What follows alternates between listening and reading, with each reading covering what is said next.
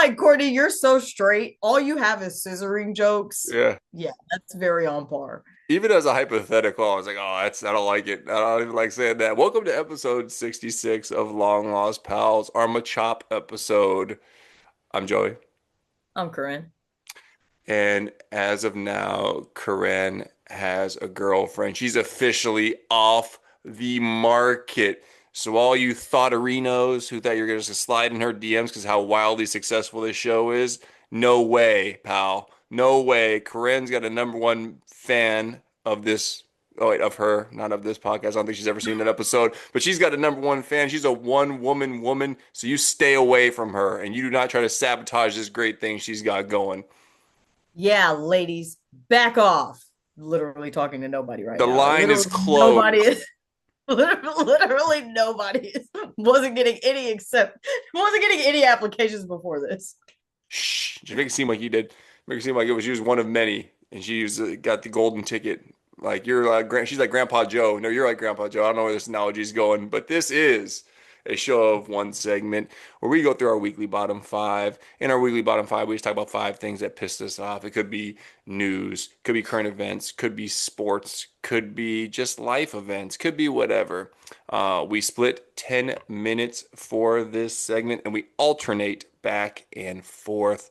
Grant, I kind of just like you going first instead of alternating. I've kind of been like sneakily having you go first every time, like, because I think you just forget or don't care. So I'll be like, yeah, I think it's your turn to go first.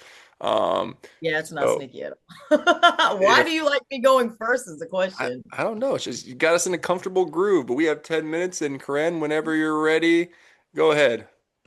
All right, I'll go first. I'm gonna start off with something super light this week, man. Bottom five, and I feel like maybe I mentioned this week one. Tooth gems. I hate them motherfuckers. I think they're so ugly. You look like you got something stuck in your teeth. Next time I see somebody with a tooth gem, I'm gonna ask them if they need a flosser or a toothpick just to make them feel more embarrassed because you should be embarrassed because it's not cool. It's not a grill. It's just ugly. I think it's sad. I'm sorry. I hate to be that guy, but I just have to say it. I don't like them. How do they work? I don't really get it. It's like dental glue and a fucking rhinestone. Exactly. It's dental glue and a rhinestone on your fucking tooth. What about that is cool, guys? No, I didn't like either. I didn't like the dermals that people were doing a while, like just like I in their don't get it. back and stuff. That looked I painful didn't as like it. hell for one. Also, I don't like the dimple piercings, don't like the Monroe piercings. So if this applies to anybody out there, I apologize. Trash ass piercings. I don't really have a feeling on the gems. I don't see people like that in everyday life, but I know they exist. Number five for me, I'm going with the one-sided conversations with strangers. So guys, we got to pick up on social cues here. If I am on my phone, I clearly am not trying to make conversation with anybody. You can always tell the eager beavers that are just out there, just kind of looking around, like trying to make eye contact with people. I was in the doctor's office lobby earlier on my phone, clearly not wanting to talk to anybody. And this guy just reeled me in. He was like, "Oh, I like your shoes." And I was like, "Thank you. Yes, they're kind of formal, but they're also good if you're standing all day." Somehow he finagled this whole conversation to asking me what I did for a living and then telling me why I need to have a position with the government or the state or the county so I can have a pension. And then explaining to me the benefits of a pension, how much money he makes a month off his pension, while only asking me like one single question, which is what I do. So it was like he just wanted to talk to somebody about this specific thing because I don't know how you go from shoes to what I do for a living to instantly just talking about why I need to work for someone else and why pensions are important. So luckily, somebody I eventually needed to talk to came out and saved me because this conversation was going on 5 to 10 minutes, and I said about 5 words the whole time. I wasn't wanting to do that. I was wanting to scroll on my phone like a antisocial teenager, but here this guy goes talking to me about pensions. I hate that shit. That's really crazy. I had somebody start a conversation off of my shoes. We end up him talking about how he broke his bones and he got in trouble relationship with his mama. I'm like, sir, I'm just trying to order at Jack in the Box. Like, I'm just trying to get some curly fries. I don't know what the fuck you and your mama got going on. I'm over here, fam. Anyways, I'm gonna jump into my number four real quick. Feel like I've talked about this before. I want to say that I fucking am sick of reboots and remakes. what are we doing? They releasing, I think, Practical Magic 2 at the end of the year sometime in this fall. And I'm like, all right, that was kind of a big movie. I might let them remake it. We all love Sandra Bullock. We all love us some Nicole Kidman. Why they announcing Romy and Michelle's high school reunion getting a sequel?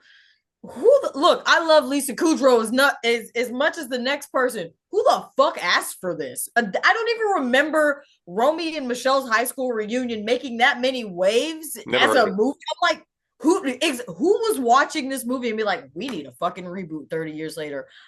Can we get some originality in the room, please? Because I'm really sick of this shit.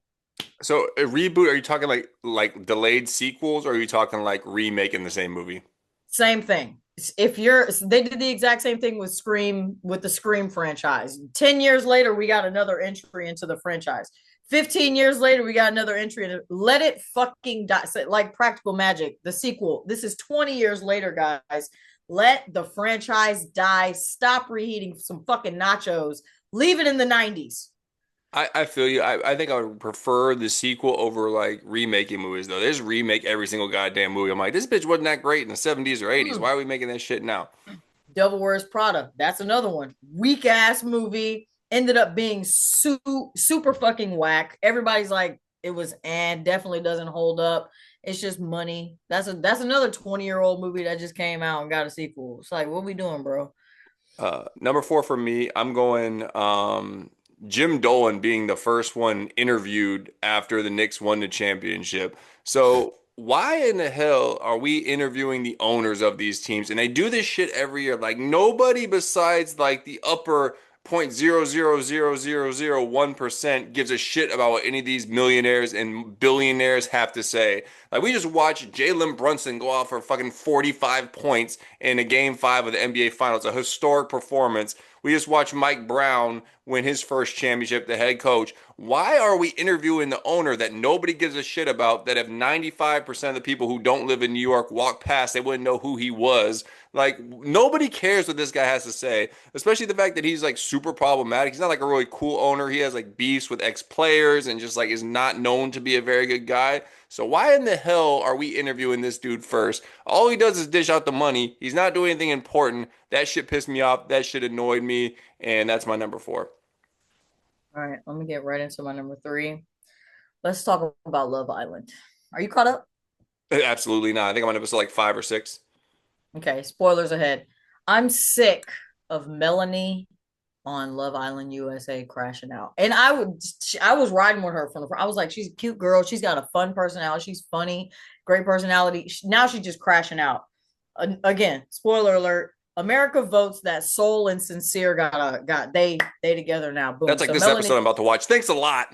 okay, yeah, whatever. I don't care. So Melanie gets stuck with fucking Corbin, and she's talking to Corbin. Yeah, you know what? I'm so done with him. I'm moving on. I'm not even gonna worry about him. 5 minutes later, she's bawling. I just can't believe that he's gonna be with her. And I need to sleep somewhere else tonight. So she goes and makes this big fucking scene. She's crying all over the fucking casa or the villa, whatever the fuck it's called. Then she goes and sleeps in fucking soul ties, surrounded by all these pillows. I was like, you're so dramatic. And I'd really like to understand how these people on Love Island get this emotionally attached to somebody after spending a week with them, and you're on a dating show. She's like, oh my God, he kissed somebody else. Bitch, you did too. Like, what are you talking about? He did the exact same thing you did, and now you're crying. I'm so fucking sick. Look, I was riding for her. I can't vouch for her no more, bro. I Can't don't do think I've it. ever had anybody figured more wrong than I thought she was like this sweet, innocent woman on there, and she's on my list Same. too. That's the funniest part. She's on my list, specifically her. Number three, I'm going with Peter Pan's weird mommy fetish. So we've been working our way through like Disney movies with my daughter, some age better than others, right? So we're watching Peter Pan, I think a Friday ago or something like that, and we're watching it, and I'm just like. I had forgotten completely. Like, let's X out all the problematic shit, like the Native Americans. We'll charge that one to the game, charge that one to the Times or whatever, right? But why the hell, when you think about it, like Wendy's going to Neverland to be their mother? He and her are like the same age. So why is he not going to just be, or why is she not going to be their friend? Or why is she not going to be his girlfriend? Or why is she not going to just visit? Why is she becoming the mom of the group? This kid's like 11 years old. That's the weirdest shit I've ever seen.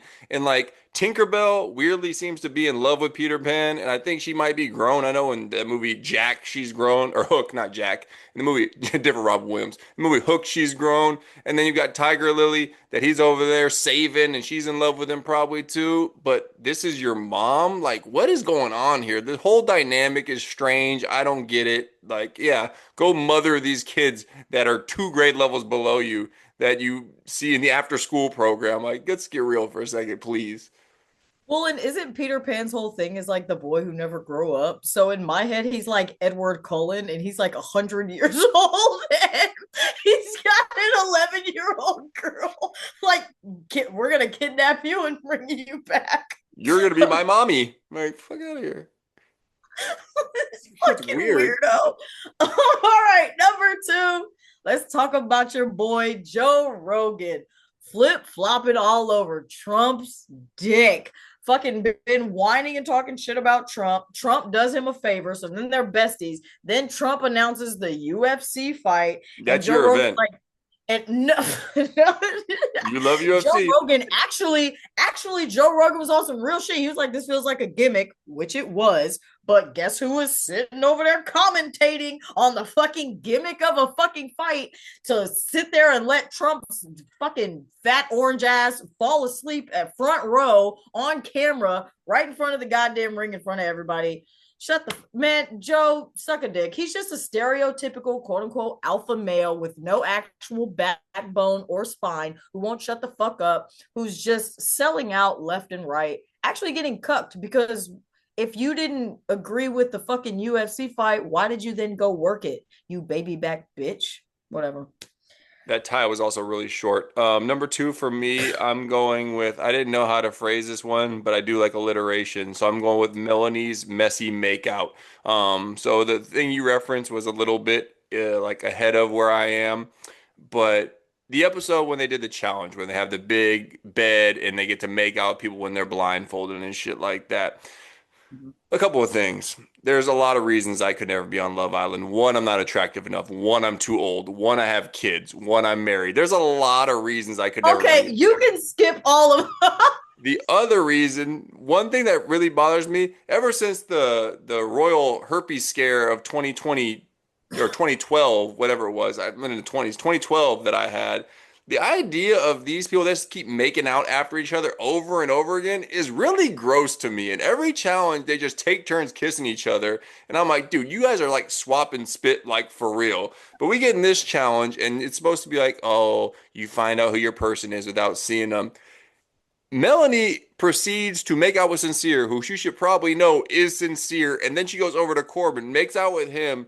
She has a blindfold on, mind you. They are watching this. Their eyes are open. So Sincere makes out with her, watches her make out with somebody that's clearly not him, and she keeps pivoting back and forth. There's nothing grosser than becoming some part of some weird makeout threesome that you don't want to be a part of. They're like handcuffed to the bed, and he's just got to keep kissing her over and over again as he's watching. Like, imagine your newfound girlfriend. You make out with her, then you watch her make out with somebody else, and she's like, "Oh, I'm coming back for you, Karrin, but I'm gonna go make out with somebody else." That whole thing, and then her acting like that she didn't know it was him or didn't know who was Corbin. Like, let's get fucking real for a second. Like I said, I had her all wrong. I thought she was the real deal. That shit was awkward, made me very uncomfortable, and I feel bad for him for having to just repeatedly kiss a girl right after his neighbor kissed her over and over again. It was really gross. Yeah, that's something I've thought about now that I'm like watching the show. I'm like, I hope that everybody had to get STD tested before we started this casting because if not, you need to now. All right, my number one, Gwyneth Paltrow, you cracker bitch. Did you see this fucking ad she just put out? I Gwyneth haven't. Paltrow just Gwyneth Paltrow just dropped an ad selling condos on Genocide Lane for fucking Israel. Yeah, she just dropped an ad talking about, oh, it's so hard to get up for a run in the morning.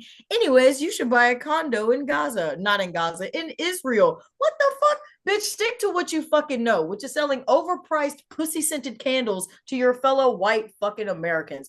I don't get it, man. I'm so fucking sick of it. Why is she shilling condos for fucking Israel? I don't get it. And I'm sick of these celebrities who have everything in the world selling out for fucking what? Like, what did they give you for this ad?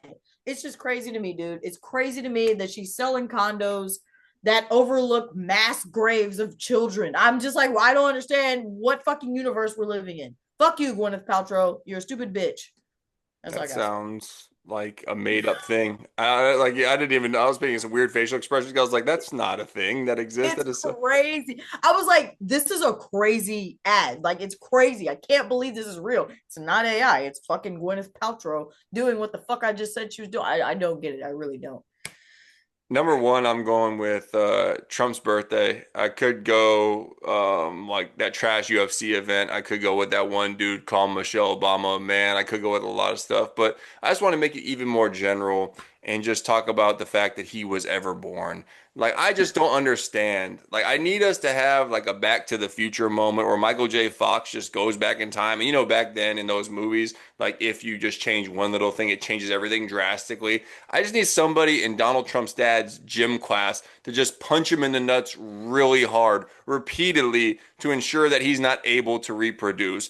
Or somebody do something else so him and his mom and his dad don't end up together. Anything so this guy isn't born. I would like to live in a world where we've never had to experience what we've experienced for the last 10, 11 years, whatever the case may be. Like, it makes you Hmm. wonder just how different life could be. Everything just went downhill politically. Everything went downhill in America in terms of people just getting way too comfortable, just saying the most outlandish shit, but being protected by half the population, literally. And they might have been protected by these people in the past, but they'd be more private about it. Now people just feel like they can do whatever the hell they want, whenever the hell they want. This shit is crazy. Build that time machine. Do us all a favor. Do what you got to do, Michael J. Fox. That is my number one. Wholeheartedly agree. And honestly, even further than the political shit that you're talking about, let's go back to fucking Epstein. Let's go back to the fucking 80s with all the shady, disgusting shit that they were doing. How many people would have been spared? Yeah, that man needs to just unalive. And the other thing was, yeah, and then like the Central Park Five too. He had like a big part in them getting them arrested. Yeah, Damn, I forgot about that. shitty, shitty band, shitty, shitty man. Well, that wraps up episode number 66 of Long Lost Pals. Our first episode with both of us being fully committed individuals. So if you didn't feel the greater level of sophistication and commitment through this episode, then that's on you. Like, comment, and subscribe. We've actually had our viewers have been up the past few episodes, so shout out to y'all. It ain't shit, but it's shit for us. We appreciate it. But I'm Joey. Happy Pride Month. I'm Karrin. Shout out to Gay Love. Woo! Yeah, I didn't trample on you this time. I learned my lesson. But next month, baby, I'm speaking for you a whole bunch. Uh, Stay fly. We're out. You're so stupid, dog.